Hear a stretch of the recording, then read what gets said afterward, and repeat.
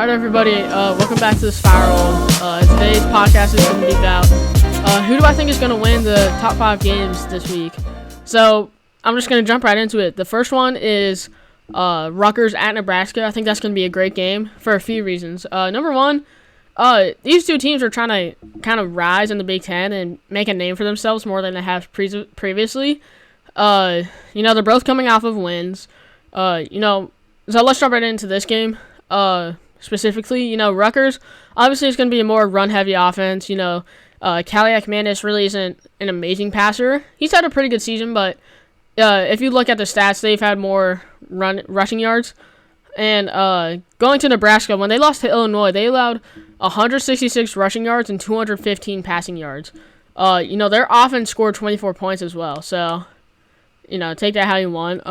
When Rutgers had close games against Washington and Virginia Tech, those are the two teams that are better, like the two good teams they played so far. They gave up 314 passing yards and 207 rushing yards to Washington, and 137 passing yards and 183 rushing yards to Virginia Tech. So, what that tells me is that Rutgers, their defense has been a little sketchy so far after these first 2 games against teams that they have pretty good offenses, but compared to Nebraska, their offense is probably comparable, or if not maybe a little worse. I think it's going to come down because of this to who can stop the other team's offense better. Because I think that I just have slightly more confidence in Nebraska's defense. Plus, they're at home. I think Nebraska is going to win by like 3 points. I think it's going to be a great game. I can really see it's just going to come down to defense, honestly. And I just think Nebraska's defense is better because Rutgers has given up a lot of yards these past 2 games. I got Nebraska in that one, but close. Second game, Iowa at Ohio State. Another Big Ten game. It's going to be huge. We all know about Ohio State. If you watch my other podcast, a lot more information about them. So be sure to go check that out if you want to learn more about Ohio State. But, Iowa is coming off of a bye week, so that's going to give them 2 weeks to prepare for probably their biggest game of the season. In their past 3 games, Iowa's given up 20 points, 21, and 14 to teams who were clearly not as skilled. Well, they weren't bad. Iowa State's a pretty solid team. For example, they're just not as good as Ohio State. I just think that Ohio State really just has too many weapons right now for Iowa to stop, especially early on in this season. And I just think their defense, while it's good, they're kind of underperforming to what I thought they would be. They're not playing bad, but just not as good as maybe they were last year, for example. I think OSU's defense is going to have a hard time accounting for the running back, who's really good for Iowa, pretty much like their main source of offense. And but I think if Ohio State's probably going to know that. Jim Knowles, great defensive mind. I think what he's going to do is stack the box a lot. Maybe bring down that extra lineman. Maybe having a linebacker come into the box more. So I think he's going to stack the box and try and stop that run. And I think Ohio State's DTs are just going to eventually take over the game if we pressure him too much and stop that run game. And once you stop Iowa's run game, they're kind of in a pickle because, McNamara's just not an amazing passer. I think he's definitely had a better season, but he's not. Ohio State will easily be able to win that passing matchup. So if we can make them more one-dimensional, not even one-dimensional, if we can just stop their run game, if Ohio State can just stop the run game, then they're going to have an easy time defending their offense. And then I just don't know if Iowa's defense can stop Ohio State's offense either. So for that reason, I have Ohio State with a win by 13 points. But Iowa's a solid team too, so definitely look out for that game because that's going to be Ohio State's hardest game by far, and it'll really test them this early in the season. And we should know how good Ohio State actually is by the end of that game. The third game I have is going to be Missouri at Texas A&M. This game could be very interesting. Missouri is also off of a bye week like Iowa, but the 2 games before that bye week were very sketchy to say the least. They had a 6-point win at home versus Boston College and a 3-point win at home versus Vanderbilt. Texas A&M is also a little shaky because they have Marcel Reed as their quarterback. And, he got them a big win, but just having quarterback controversy is a little something you don't really want. Their defense let up almost 300 yards on 41 passes, which is not great.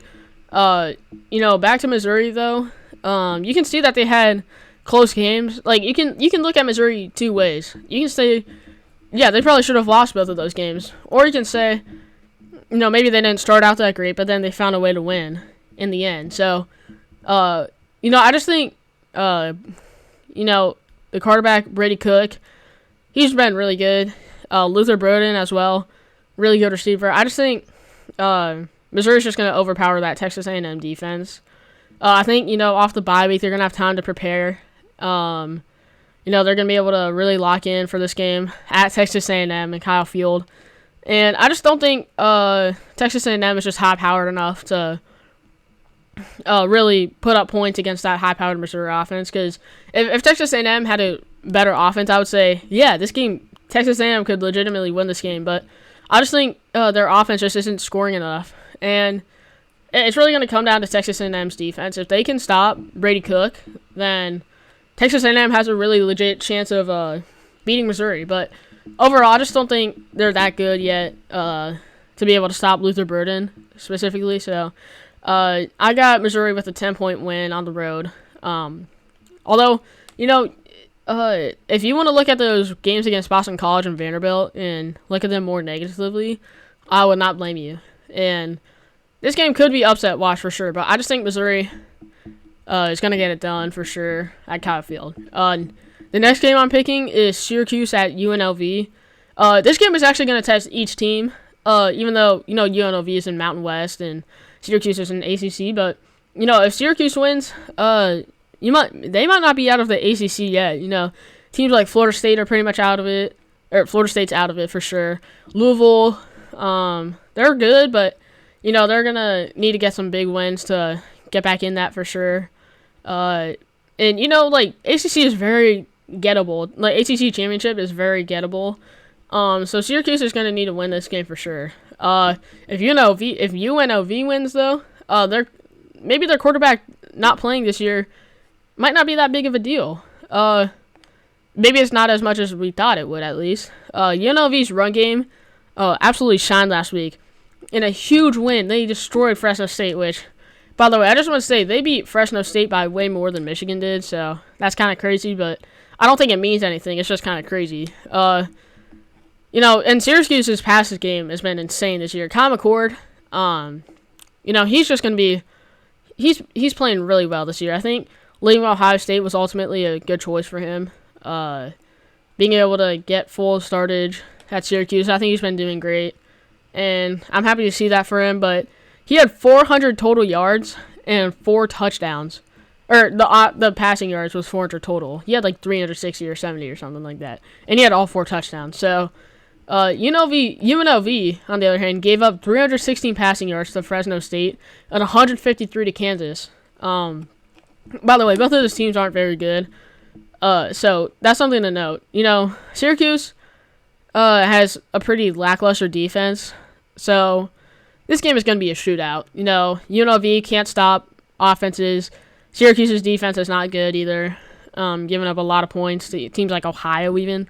So this game is going to be a shootout. But so if you know the game's going to be a shootout, which I'm assuming it will be because of like what I just said, then I think you have to pick Syracuse because UNLV is definitely better at running the ball than that they are passing. Their starting running back is still staying, so he absolutely torched Fresno State and led them to scoring 59 points ultimately.